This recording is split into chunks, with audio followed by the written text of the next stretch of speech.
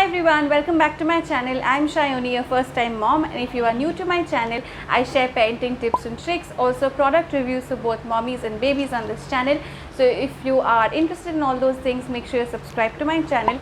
You can also follow me on Instagram. I'm there as the Happily Exhausted Mama.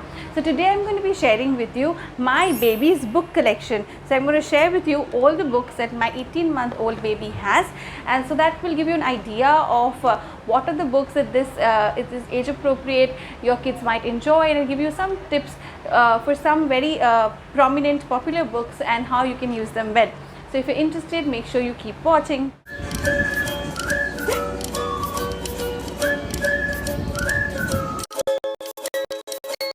Begin this video, I should first tell you that I am with my parents, and my parents have all my childhood books. So they have managed to preserve a lot of the books that I had as a child.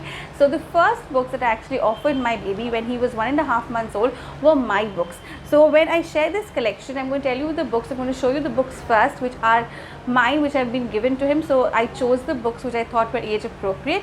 So I'll tell you when I introduced those books and how I introduced those books, and then I'm going to move on to the books that I bought especially for him, and also what I call occasion books. I don't have a lot of them, but I'll tell you what they are. Now the first few books that I introduced my child to are these absolutely tattered copies of Bengali rhymes. These are actually two different books joined together, and you can see sellotaped. So they were in really bad condition, but these were one of my favorite books when I was growing up. I knew all these poems by heart, and now after reading to them again and again, I've remembered all of them. So I can entertain my kid whenever I want by just going on telling these rhymes. He loves these rhymes. I obviously put his name everywhere. Wherever there was a child's name, I inserted his name. That is one tip.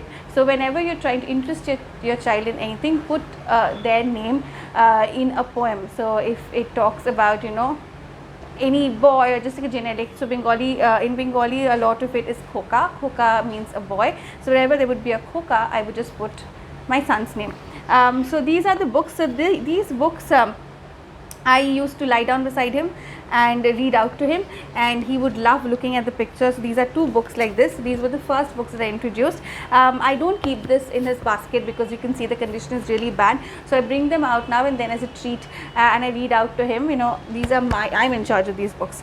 Now the second set of books which were mine, which I introduced to him, were these books which are his absolute favorite.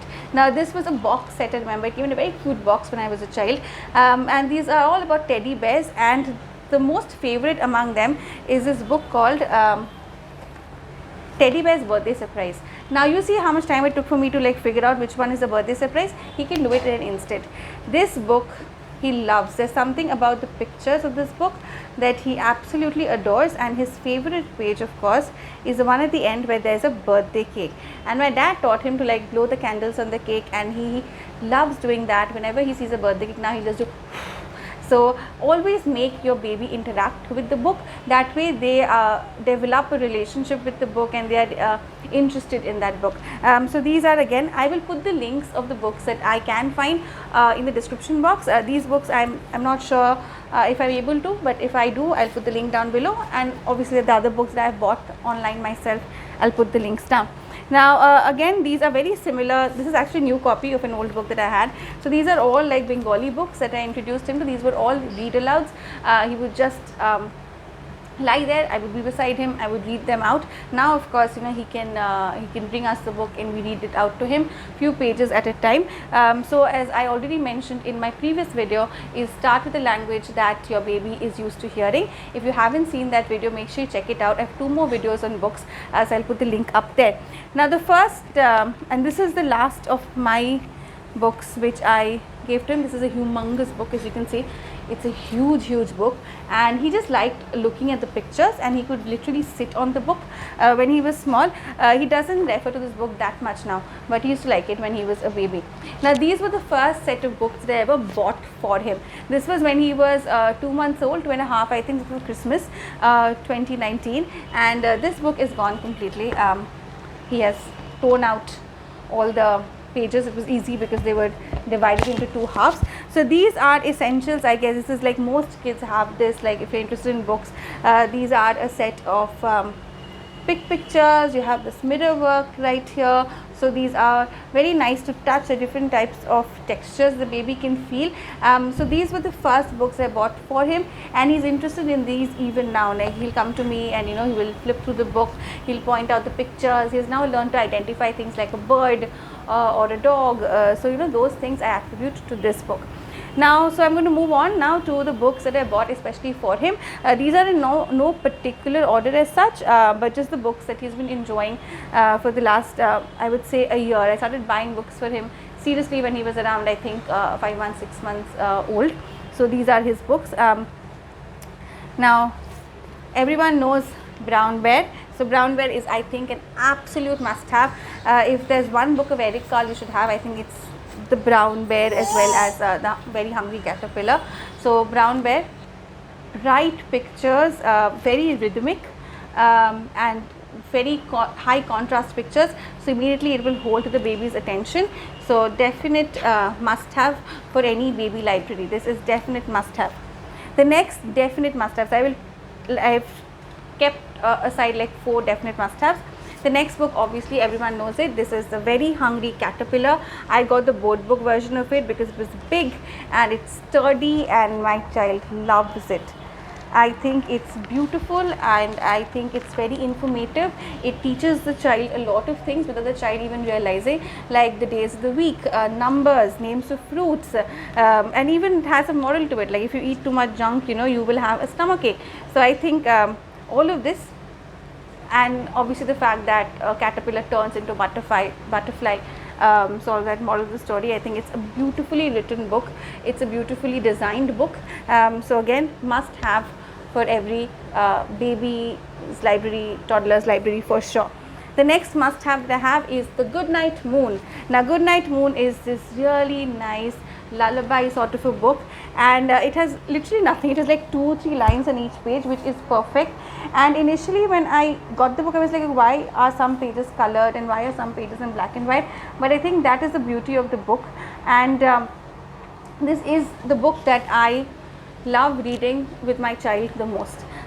This is a book that for the longest time was under the mattress on our bed, so that I could read it and then like hide it, because I didn't want to spoil this book. Now of course it's out there, but then for a very, very long time it was on the bed always, and we would read this before going to bed. And he's learned to identify the cows. I would tell him where is the cows, he'll point at the cow. So for this book I would suggest, give the child some action to do, like hush and point out to the objects, tell them to tell you where they are. Like by now it's been over, I think 6-7 months that he has been reading this book. He can tell me where is the mouse, he can tell me where is the comb, where is the brush, all of that. So I think that even he really enjoys this book, and he definitely calms down when we get this book out. This is something that his dad also reads to him, so I think that has also built a special bond between them. So yeah, definite must have. And my 4th must have, actually I have 5, oh my god, I have 5. That is, the 4th one is Where is Baby's Belly Button? Again, an iconic children's book. This has helped him learn the parts of his body. He can identify his eyes, his mouth, his belly button, which was very funny because when he learnt it, he kept like pulling up his shirt and showing his belly button to everyone, including a wedding that we had gone to. He was just like pulling up his shirt because he was so excited about showing his belly button to everyone. So that can be a potential side effect of reading this book. And my last must have is Dear Zoo.